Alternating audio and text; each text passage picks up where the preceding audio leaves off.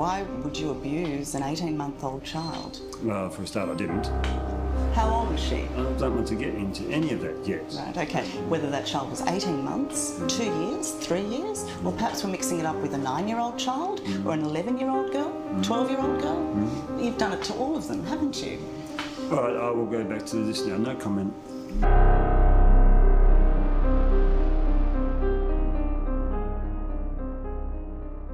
Dark web internet की एक ऐसी साइट जहां दुनिया के सबसे ज़्यादा घिनौने क्राइम्स और डार्क एक्टिविटीज़ होती है, जहां तुम्हें ऐसी ऐसी चीज़ें देखने को मिल जाएंगी जो एक नॉर्मल इंसान सोच भी नहीं सकता है, like drugs, weapons and human organ से लेकर personal hitman and human trafficking. And ये सब तो कुछ ही एग्जाम्पल्स हैं, बट इसके अलावा भी यहाँ बहुत सारे डिस्टर्बिंग एंड डिस्गस्टिंग चीज़ें अवेलेबल होती हैं। जितने भी क्रिमिनल एंड सिक माइंडेड लोग हैं उनके लिए ये डार्क वेब एक ऐसी जगह है जहां वो जाकर कुछ भी कर सकते हैं एंड उन्हें कोई नहीं पकड़ पाएगा, बिकॉज डार्क वेब पे किसी को भी ट्रैक कर पाना, उनकी एक्टिविटीज़ को देख पाना बहुत ही मुश्किल होता है, क्योंकि यहाँ सारी चीज़ें अनोनिमस होती हैं, कनेक्शंस मल्टीपल सर्वर से जुड़े होते हैं एंड क्रिमिनल्स अपनी आइडेंटिटी छुपाने के लिए वीपीएन और क्रिप्टो पेमेंट जैसे बिटकॉइन का यूज़ करते हैं। बेसिकली डार्क वेब बहुत ही हाईली इंक्रिप्टेड होती है, इसलिए यहाँ किसी को भी ट्रैक कर पाना ऑलमोस्ट इम्पॉसिबल होता है। बट इन सब के बावजूद कभी कभी डीप डार्क वेब से कुछ चीज़ें सरफेस वेब पर लीक्ड हो जाती हैं, जिनमें से कुछ चीज़ें तो इतनी डिस्टर्बिंग होती हैं कि अगर तुमने उसे देख लिया तो तुम्हारा इस दुनिया पर से विश्वास उठ जाएगा एंड तुम सिर्फ एक ही चीज़ सोचोगे कि क्या सच में इस दुनिया में ऐसे भी लोग एग्जिस्ट करते हैं। आज मैं तुम्हें जिस इंसान के बारे में और शुड से जिस रियल लाइफ मॉन्स्टर के बारे में बताने वाला हूँ, उसे देखने के बाद तुम्हारा इस दुनिया को देखने का नज़रिया बिल्कुल चेंज हो जाएगा एंड तुम किसी भी पहले जितना भरोसा नहीं कर पाओगे। बिकॉज मैंने भी जब इस केस के बारे में पढ़ा था तो मेरा तो दिमाग ख़राब हो गया था एंड मैं इतना ज़्यादा डिस्गस्ट फील कर रहा था कि मैं तुम्हें बता भी नहीं सकता हूँ। इसलिए वीडियो शुरू करने से पहले एक छोटा सा डिस्क्लेमर कि अगर तुम 18 साल से कम एज के हो तो प्लीज इस वीडियो को यहीं पे छोड़ दो, because in this video we are gonna talk about the most disturbing case of dark web monster Peter स्कली।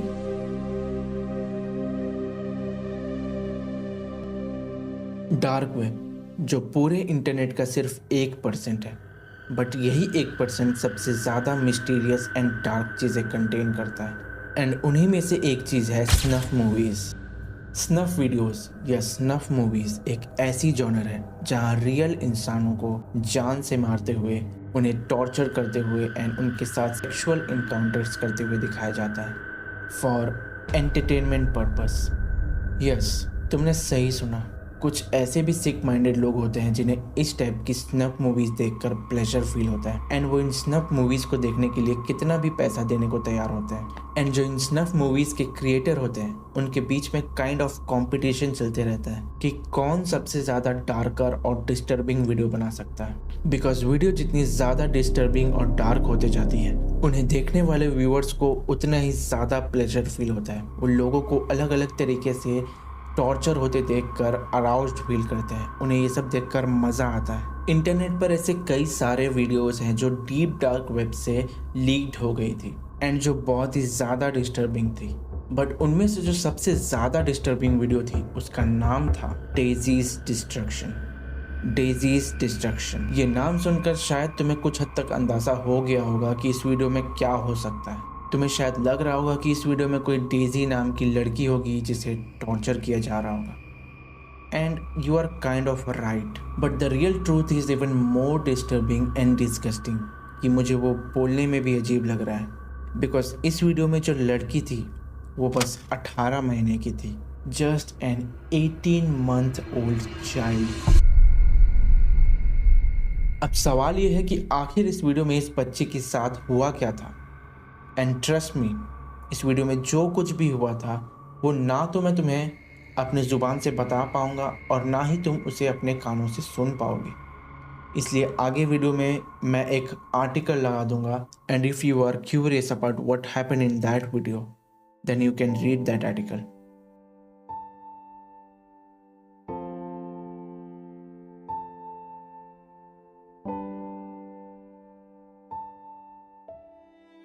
मैं तुम्हें पहले ही बता दूं कि मैंने ये वीडियोस नहीं देखी हैं और ना ही मैं देखना चाहता हूँ।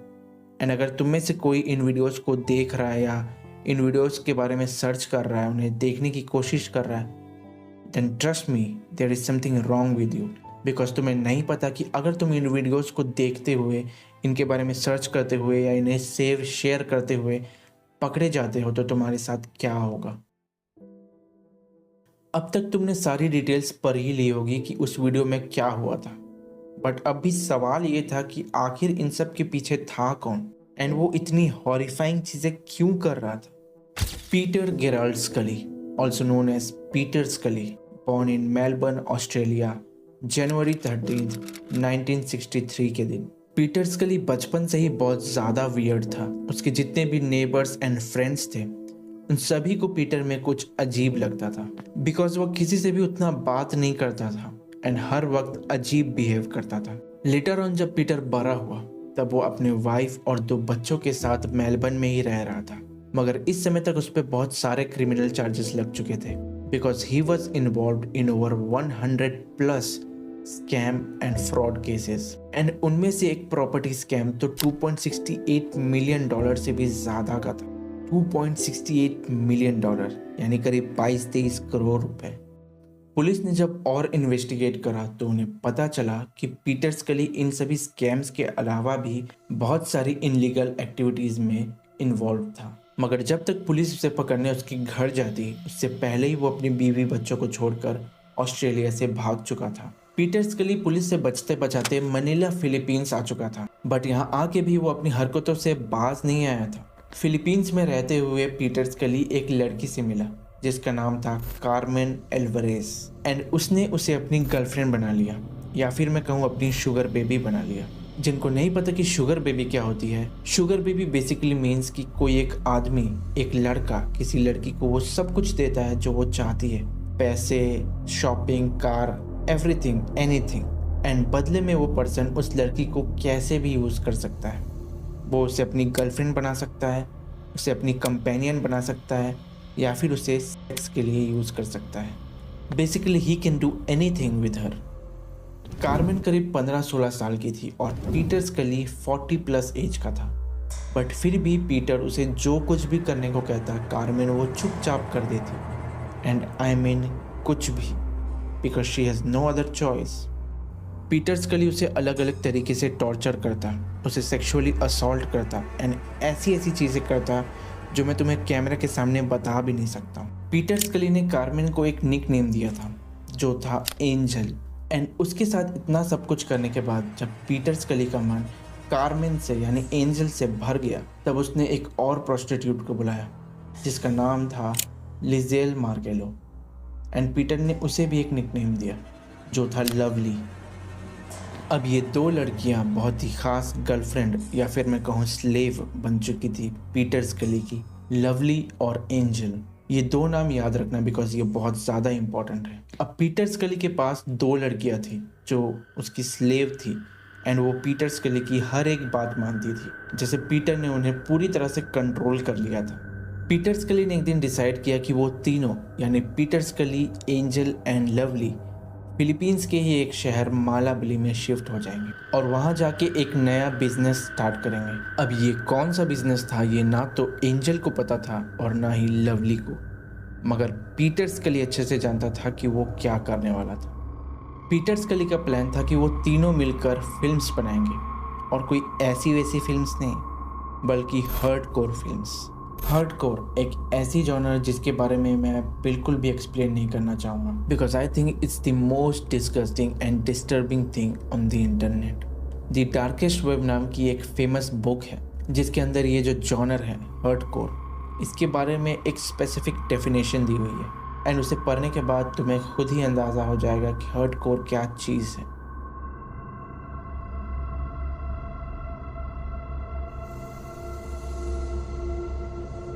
ऑफ कोर्स इस टाइप की जो हार्डकोर फिल्म्स हैं वो नॉर्मल सरफेस वेब पे तो नहीं मिलती होंगी, ये मिलती है डीप डार्क वेब के एक वेबसाइट पे जिसका नाम है hurt to the core. And the main point is कि इस वेबसाइट को पीटर स्कली ने नहीं बनाया था बल्कि किसी और ही बंदे ने बनाया था जिसका नाम था लक्स। अब ये लक्स कौन था ये हम किसी और वीडियो में डिस्कस करेंगे वरना ये वीडियो बहुत ज़्यादा बड़ी हो जाएगी। पीटर स्कली ने अपने बिजनेस, अपने वेबसाइट का नाम नो लिमिट्स फन रखा था, जहां वो ऐसी हार्डकोर फिल्म्स बनाता था एंड उसे अपनी वेबसाइट पे डालता था। अब तुम सोच रहे होगे कि ये सब चीज़ें करके, ऐसी फिल्म्स बनाकर पीटर स्कली को आखिर क्या मिल रहा था, उसे क्या फ़ायदा हो रहा था। बट तुम ये जानकर शॉक हो जाओगे कि पीटर स्कली इन फिल्म्स को अपनी वेबसाइट पे ऐसे ही नहीं डाल रहा था। वो इन सभी फिल्म्स को पे पर व्यू के हिसाब से डालता था, यानी वो अपनी हर एक फिल्म का एक स्पेसिफिक प्राइस रखता था एंड ये प्राइस लाखों में होता था।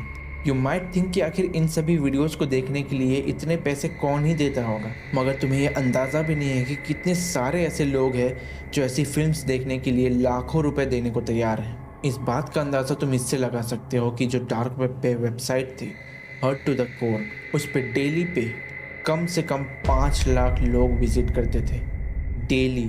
लाइक यू कैन इमेजिन कि 5 लाख लोग डेली डार्क वेब चलाते थे एंड उसके अंदर ऐसी वेबसाइट्स को सर्च करते थे जहाँ इनह्यूमन चीज़ें होती थी। इससे ये पता चलता है कि इस दुनिया में ऐसे सिक माइंडेड लोगों की कमी नहीं है and it might be possible कि तुम्हारे जान पहचान में भी कोई ऐसा इंसान हो जो ऐसी वीडियोस देखता हो एंड तुम्हें पता भी ना।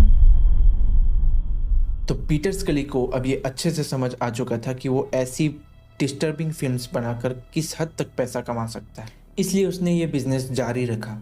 बट सवाल ये था कि आखिर इस बिजनेस में एंजल और लवली का क्या रोल था। एंजल और लवली का एक ही काम था कि वो कहीं से भी छोटे बच्चों को पकड़ के लेके आए ताकि पीटर स्कली उन्हें टॉर्चर कर सके एंड उनके साथ फिल्म्स बना सके। एंजल और लवली ऐसे बच्चों को ढूंढते थे जिनका कोई नहीं है, जो अनाथ है या जिनके माँ बाप के पास खाना खाने तक के पैसे नहीं हैं। ऐसे पेरेंट्स को एंजल और लवली झूठे वादे करके कि हम आपके बच्चे को अच्छे से खाना पानी देंगे, उनको एक अच्छी लाइफस्टाइल देंगे, ये झूठ बोलकर उनके बच्चों को ले आते थे और वो बेचारे गरीब माँ बाप खुशी खुशी अपने बच्चों को उन्हें दे देते थे। मगर उन्हें क्या पता था कि वो अपने बच्चों को किस हेल में भेज रहे थे। इन्हीं बच्चों में से 2 लड़कियां थी जिनकी एज थी 11 साल और 12 साल। जो 11 साल की लड़की थी उसका नाम था सिंडी और जो 12 साल की थी उसका नाम था लीजा। पीटर स्कली ने सबसे पहले उन दोनों बच्चियों को अपने घर लाया और उन्हें घंटों तक बैठाकर पॉर्न वीडियोस दिखाए to prepare them for his films. वो उन्हें ये सब एक्सप्लेन करता था कि इन वीडियोस में क्या हो रहा है एंड जब वो दोनों लड़कियां ये सब देखने से इनकार करती तो पीटर स्कली उन दोनों को मारता पीटता था एंड उन्हें ये सब देखने को मजबूर करता था। पीटर स्कली ने उन दोनों लड़कियों को 5 दिनों तक अलग अलग तरीक़ों से टॉर्चर करा and he raped them for 5 days। इन 5 दिनों में पीटर स्कली ने उन दोनों बच्चियों को ज़बरदस्ती एक एक गड्ढा खोदने को बोला था एंड अगर वो ऐसा नहीं करती तो वो उन्हें मारता पीटता था। पीटर का प्लान था कि वो उन दोनों लड़कियों को तब तक टॉर्चर करेगा जब तक वो मर नहीं जाती एंड मरने के बाद वो उन्हें उसी गड्ढे में दफन करने वाला था जो वो 5 दिनों से खोद रही थी। बेसिकली वो दोनों लड़कियां अपनी ही कब्र खोद रही थी। मैं इस वीडियो में तुम्हें सारे डिटेल्स नहीं बता रहा हूँ but still it's so fucking disgusting कि मुझे ये वीडियो आगे बनाने का मन भी नहीं कर रहा है, बट स्टिल मैं बना रहा हूँ बिकॉज मैं चाहता हूँ कि तुम्हें इस मॉन्स्टर के बारे में पता चले ताकि तुम अवेयर हो जाओ कि इस दुनिया में कैसे कैसे इंसान रहते हैं जिन्हें इवन इंसान कहना भी पाप होगा एंड तुम अपने बच्चों को, अपने लव्ड वंस को हमेशा ऐसे लोगों से प्रोटेक्ट कर पाओ। पीटर स्कली जब उन दोनों बच्चियों को टॉर्चर करता था, उनसे गड्ढा खुदवाता था, तब वो ये सारी चीज़ें रिकॉर्ड भी करता था एंड उसे अपनी साइट पर सेल करता था फॉर $thousands of dollars। एक रात पीटर स्कली ने उन दोनों लड़कियों को वापस से टॉर्चर किया और उन्हें इतना ज़्यादा शराब पिला दिया कि उनमें से एक लड़की सिंडी, जिसकी एज 11 साल थी, वो उसी वक्त मारी गई और जो 12 साल की लीजा थी वो बेहोश हो गई। अगले दिन जब लीजा को होश आया तब उसने देखा कि पीटर स्कली उन दोनों को उसी गड्ढे में दफन कर रहा था जो वो 5 दिनों से खोद रही थी। पीटर स्कली, एंजल और लवली को लगा था कि वो दोनों बच्चियां मर चुकी हैं, इसलिए वो उन दोनों को दफन कर रहे थे। मगर तभी एकदम से उन्हें पता चला कि इनमें से एक लड़की तो जिंदा है। पीटर स्कली ने वापस से लीजा को गड्ढे से निकाला और फिर से प्लानिंग में लग गया कि वो उसके साथ और क्या वीडियो शूट कर सकता है। मगर जब तक वो उसके साथ कुछ करता उससे पहले ही एंजल ने ही लीजा को वहाँ से भगा दिया। बिकॉज उसे लीजा की हालत देखकर तरस आ गया था, क्योंकि पीटर स्कली ने लीजा को डॉग लीशेस से बांध रखा था, कुत्ते के पट्टे से। So when you return 2 days after picking these girls up off the street, Yes. they are wearing dog collars. Yes. वहां से भागकर लीजा सीधा अपने पेरेंट्स के पास गई और उन लोगों ने पीटर के खिलाफ एक कंप्लेंट फाइल कर दिया। पुलिस को जैसे ही पता चला कि ये सब कुछ हो रहा है, पुलिस सीधा गई पीटर स्कली को पकड़ने, मगर इस बार भी पीटर स्कली पुलिस के आने से पहले ही भाग चुका था और उसके साथ लवली भी भाग चुकी थी। मगर एंजल को पुलिस ने पकड़ लिया था एंड पुलिस के पकड़ते ही एंजल ने सारी चीज़ें कन्फेस कर ली अबाउट एवरीथिंग। पीटर क्या करता था, वो बच्चों को कहाँ से लाता था, वो कैसी वीडियोस बनाता था, and even about no limits fun. Police से बच के भागने के बाद भी पीटर के लिए रुका नहीं, बल्कि वो और 2 नए विक्टिम्स लाया, 2 और लड़कियां, जिनमें से एक का नाम था बारबी जो 12 साल की थी एंड एक का नाम था डेजी जो 18 महीने की थी।